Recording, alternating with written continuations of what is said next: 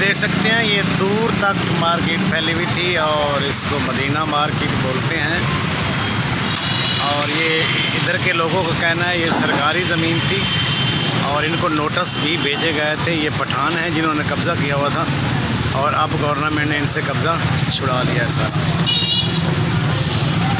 और इनको नोटिस एक नहीं 3-4 नोटिस भेजे गए हैं। नोटिस भेजने के बावजूद भी इन्होंने खाली नहीं कि इन्होंने कहा जी हमने तो ये पैसों से ख़रीदी थी ज़मीन, ये है वो है, लेकिन गवर्नमेंट के आगे कौन सा जोर चलता है किसी का।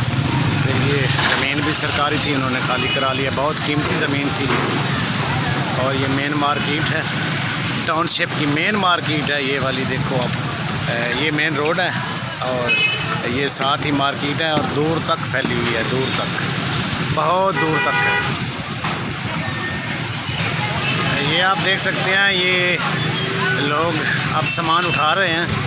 तो ये दोनों ही तरफ मार्केट थी और बहुत बड़ी मार्केट थी ये वाली। फर्नीचर मार्केट बोलते हैं, मदीना मार्केट, और फर्नीचर का काम होता था यहाँ पर।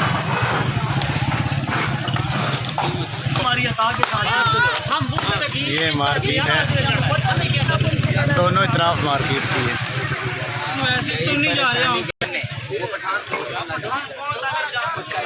ये आप देख सकते हैं बहुत बड़ी मार्केट थी। लोगों का सामान जो है वो भी नीचे पड़ा है तकरीबन।